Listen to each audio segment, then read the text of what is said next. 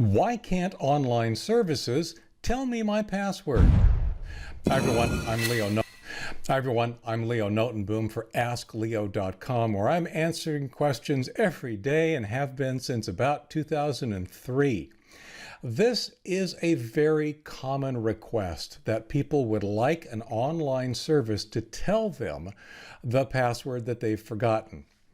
The short answer is, of course, they can't, or rather, they shouldn't be able to, because if they can, it's actually the sign of a problem with the way that service is storing passwords. Online services actually don't store your password.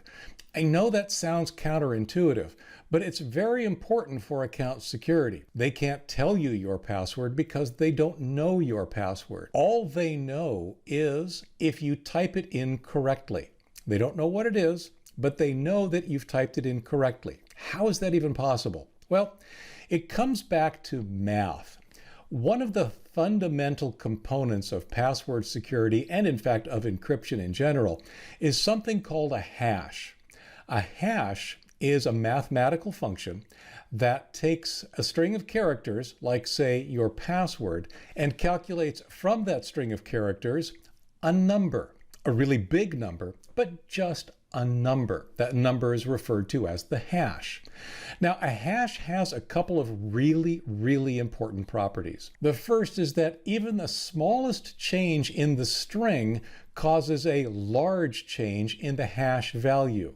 So for example, if my password were, I'll just say password, which it should never be, but if I change the A from uppercase to lowercase or vice versa, that's a very tiny change. But the hash that results on that string should be dramatically different. The other thing that's critical to hashes being appropriate for password security is that while you can generate a hash from a password, you cannot generate the password from a hash. So that means that if hackers get something out of a database and all they get is a hash value of a password, they can't tell the password. There's no way to reverse engineer that hash back into the password that created it. When you set up your account, when you set a password, the service calculates the hash for that password. And they save that. They save the hash, not the password. Then, when you come back later and log in, you specify your password. They calculate the hash of whatever it is you specified.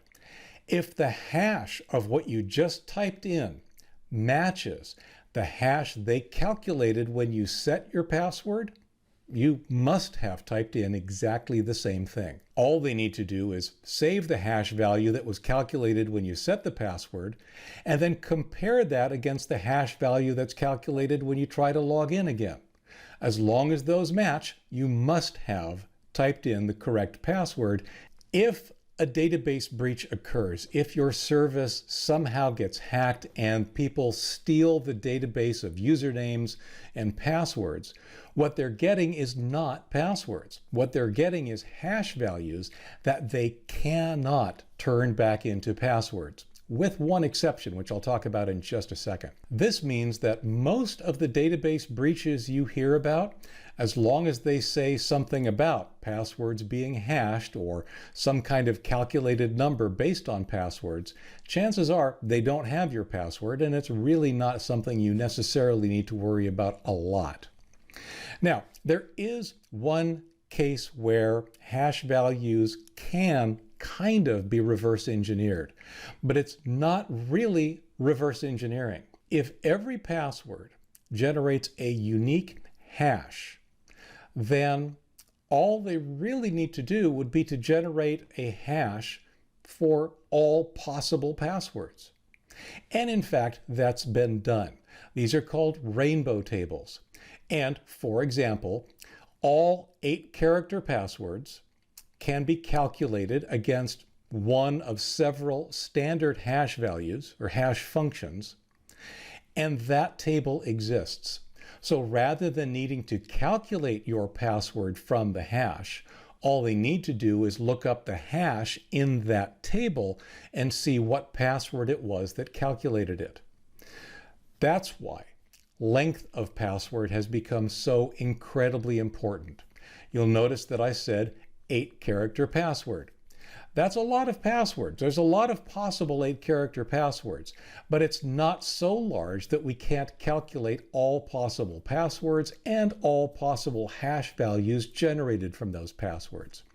Instead, if you go to 12, 16, or as I do personally now 20-character passwords, there is simply no way to generate a table large enough for all possible 20-character passwords to be listed and to have their calculated hashes included. So length matters the most. In fact, it's probably the single most important characteristic of any password that you generate. It's one of the reasons we often talk about passphrases, because by the time you get to 20 characters, it's easier to generate them by combining words. The most common objection, of course, is, well, if I have to have these really long passwords, what do I do? How do I remember them? Well, use a password vault. That becomes even more important when we start looking at using different passwords on every different site. You're relying on the weakest security of every service you use. By that I mean if multiple services have the same password, then whichever one gets breached, if they have really weak security, then all of a sudden the hash for that password could be exposed. It could become known. And that means then that your passwords at other sites could be at risk. Always long passwords and a different password at every site, and you'll be fine. Again, don't expect your service provider to be able to tell you what your password is.